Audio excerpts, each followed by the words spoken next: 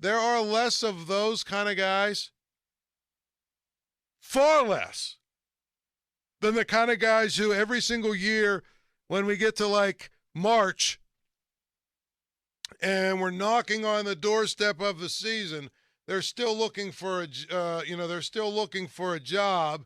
And even though they're probably worth $7, $8, $10 million a year, they have to settle for a minor league contract because they've been squeezed out.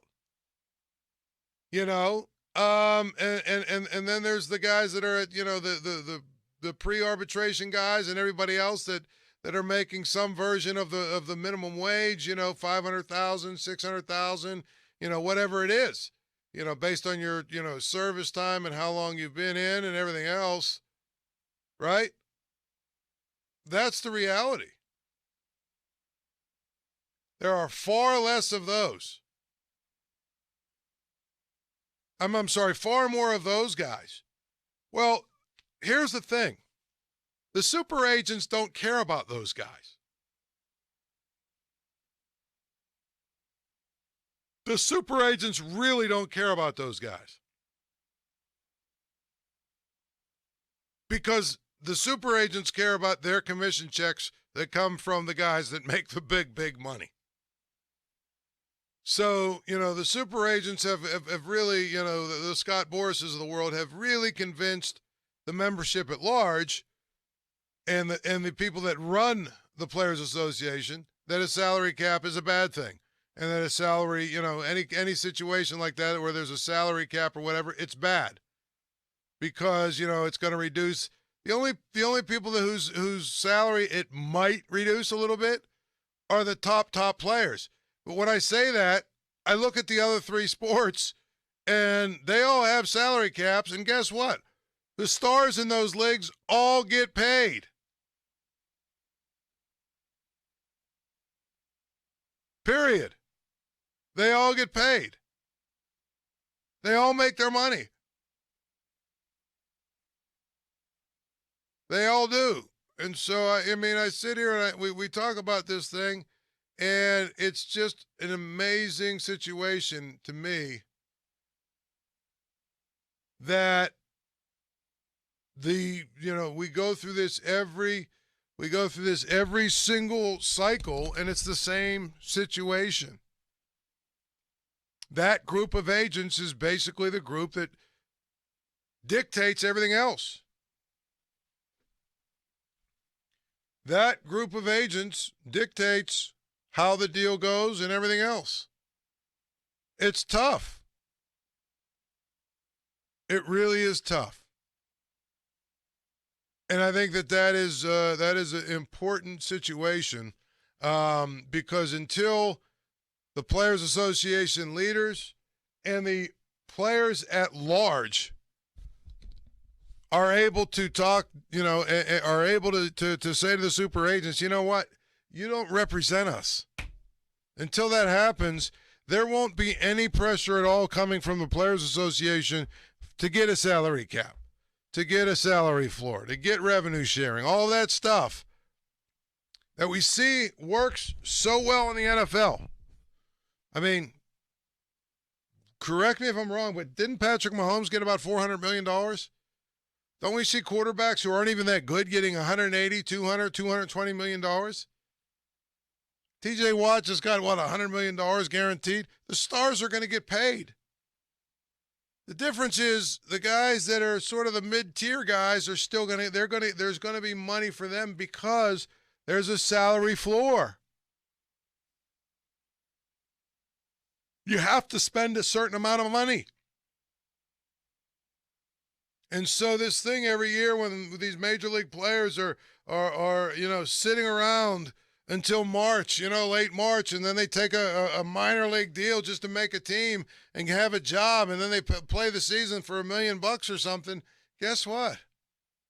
It wouldn't happen if there was a salary cap and a salary floor. And the flip side of it is, on the other side is, the richest owners are the ones that dominate the conversation. And so the richest owners, they don't want a salary cap because they don't care. If you're the Dodgers and you're making billions from your cable deal, why do you care if you spend $250 million or $270 million? You don't.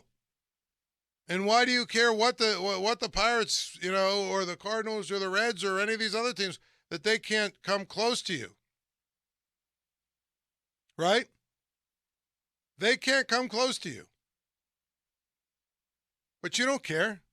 Because all you care about is one. I can put together my team and win. Period. I can put together my team and we can win. I don't care what these other teams do. We all make money. We're all profitable.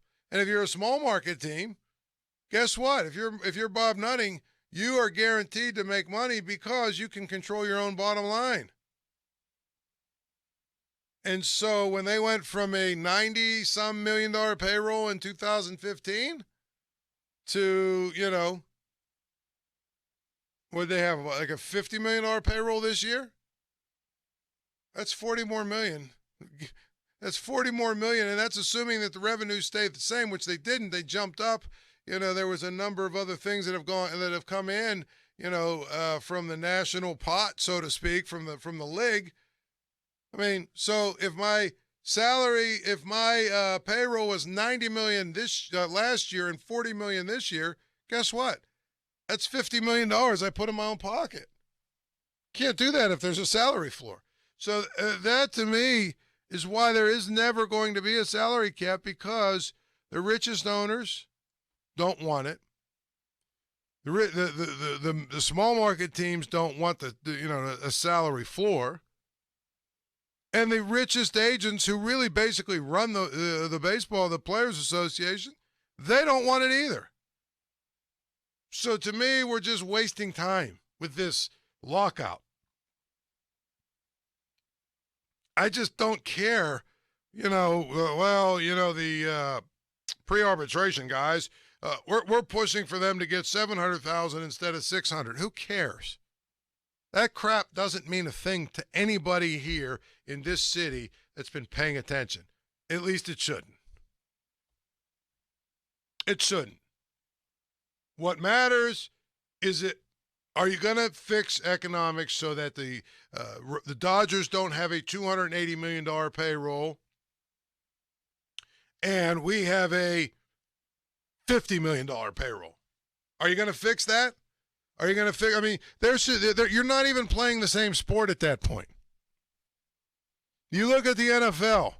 You can say whatever you want to say about the NFL, and there's problems, I know, and it's not perfect and this and that and the other thing. But guess what?